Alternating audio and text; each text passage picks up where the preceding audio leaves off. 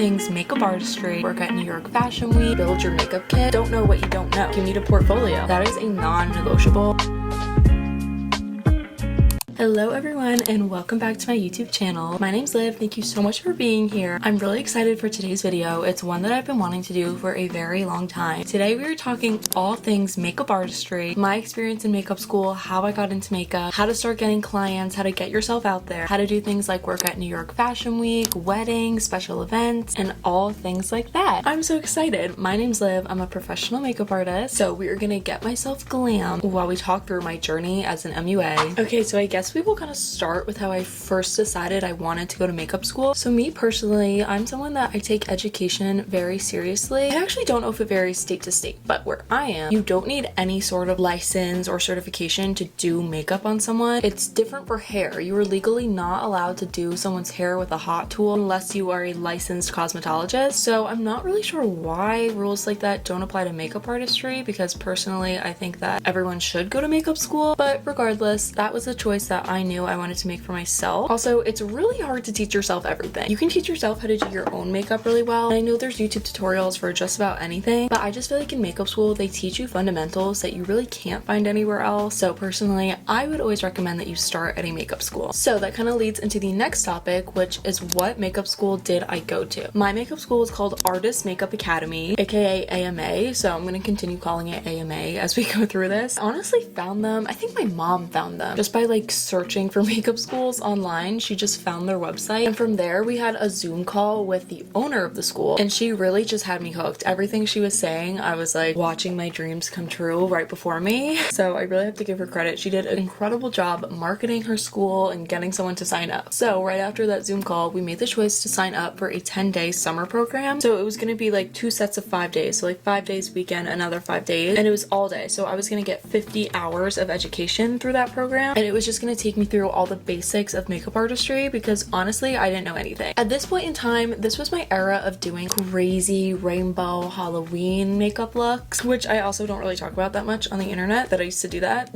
But I knew how to do all of that, but I had no idea how to do contour on someone else, what proper blush placement would be, how to shade match people. So from an outside perspective, it probably seemed like I was very advanced at makeup, but I considered myself to be a complete beginner. I really did not know anything, which is also another reason why I did want to go to school. I was kind of overwhelmed at the fact of teaching myself that. So when you start at a makeup school as someone that is not already an established makeup artist and you have no idea what's happening, the biggest thing is that you need to build your makeup kit. I've done a full kit tour on my channel if you guys want to go check that out for just a more in-depth look into what I have, but I would really strongly suggest doing a lot of research onto what you actually need in your kit. And the biggest piece of advice I got from my makeup school was to only buy drugstore products. I have to say I agree and disagree with this. Let me explain. Basically, the rationale is that you're a beginner, you're just learning, so you don't want to spend $50 on a Patrick Ta foundation if you're just gonna waste it on looks that you don't really know what you're doing and you're just kind of practicing. So I do really agree with that, because makeup is very expensive. And I remember when I went to Ulta to start my own makeup kit, I came out spending like $200. It was crazy. So even drugstore can add up. But I will say, I think you really should do your research and try to get still high quality products, because I was using a foundation that was really cheap, really not great, and it was always pilling and just looking bad on my clients' skin. Not actual clients, just girls I was practicing makeup on in school. But I was getting so frustrated because I thought it was me, until I was able to try out a more high quality foundation like NARS, and I was like, oh wait, it's not me, it was just my bad cheap foundation. So there are amazing drugstore products out there, so definitely just take some time to do some research. Don't just go blindly into Ulta like I did and just start buying everything on the shelves. Another thing I do want to point out is that makeup school is definitely an investment, and I do not suggest that anyone should go to makeup school if you are not serious about being a makeup artist. I feel like a lot of my classmates in makeup school didn't end up actually pursuing it afterwards. It's kind of like going to college. You want to go to college to get a degree with the intent of never using it, you know? So I do think it's important to really know what you want to do after you're done with makeup school, because it's just expensive. Between tuition, buying the kit, buying all the makeup products, you really just don't want to find yourself in a hole where you're like, what have I done?